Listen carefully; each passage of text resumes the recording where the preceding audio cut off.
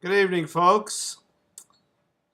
I have a nasty, probably self destructive habit. I have so many of listening to right wing videos and radio. It's pretty depressing, but I think it's important to keep up with what's going on in their pointy little heads. Um, they are definitely they are of the opinion that they are much oppressed, that the federal government is a tyrannical, um, authoritarian, plot driven, corrupt affair.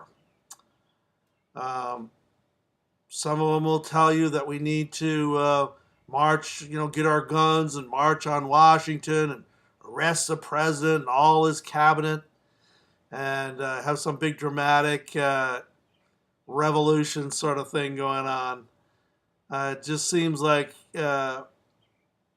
choosing intelligent, well informed candidates and presenting a reasonable, logical platform of policies and reforms in order to win an election just isn't good enough for some of these nut jobs. I lived through the clearly fraudulent election of 2000, in which George Bush was made president by a court that had been stuffed with super conservative justices. Uh, Once he was in power, the Bush administration uh, got a super secret surveillance program going in which essentially every American was being spied on. Your emails, your telephone conversations, anything you said on electronic media was being collected and siphoned through, all in the name of national security. The Bush administration even went so far as to launch a largely unnecessary illegal war using made up intelligence as the justification for it. It was all just a lie. Uh, but as a result of that, I mean, hundreds of American citizens were killed. Hundreds of thousands of Iraqi citizens were killed. To this day, Iraqis are being blown up as a result of the half-assed job we did in Iraq. Uh,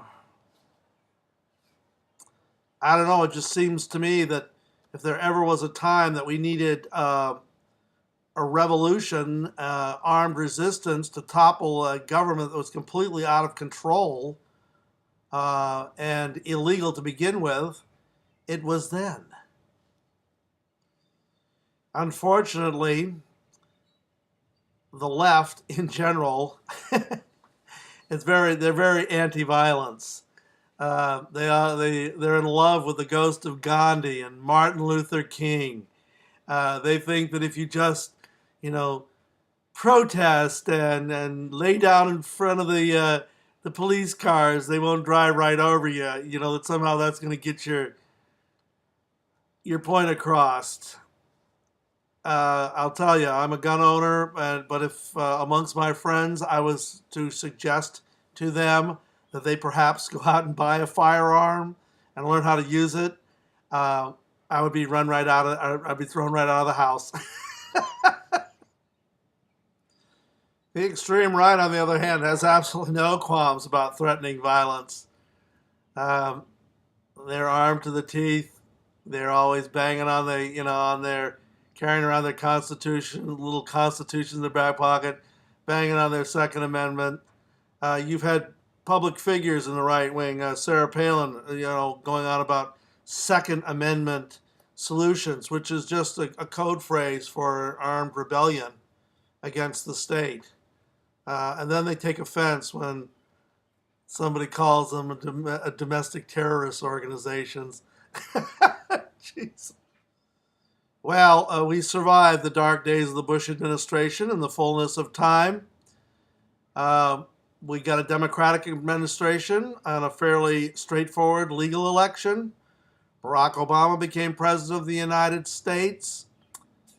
And boy, to hear these right wingers whine, now the right is suffering under, well, is suffering too strong a word? The tyranny of jackbooted, federal government thugs. They're the same jackbooted federal government thugs that worked for the Bush administration, you jackass. So in Nevada, the BLM tried to confiscate this guy's cows. Some people got tasered. A couple people got pushed around. And that provokes an armed response from the right. I live in Seattle. The police force in this town is notorious for shooting unarmed people. You wave a gun in a cop's face around here, you're going to get shot 23 times, not just pushed around or tased. And sometimes you don't even need to have a gun. They'll be happy to shoot you just for looking at them cross-eyed.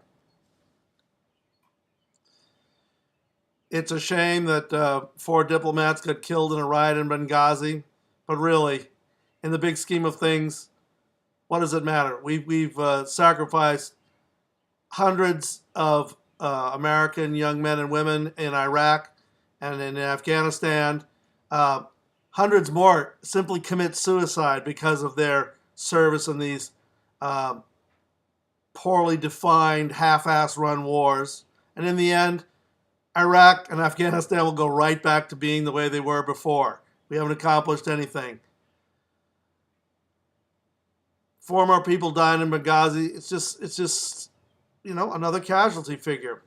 That's what happens when you serve the interests of corporate America in far-flung places. That's just the reality. Don't get me wrong. There's a lot wrong with this country. Believe me. I think the present administration is largely a corporate-owned subsidiary. The corporations pull the strings, and the government does what the corporations want. We are printing. The Federal Reserve is printing the dollar into worthlessness. The Antarctic ice sheet is melting as we speak. I don't know, and I'm supposed to be worried about some little old racist in Nevada who the only way he can make keep his farm afloat financially is by illegally using public property without paying for it. Yeah, he got that right out of the big book of corporate theft, I'll tell you. Or worry about some career diplomats who are in the wrong place at the wrong time. I don't. I've got bigger things to worry about. Sorry for everybody all around, but who cares? Thanks a lot for watching. Bye.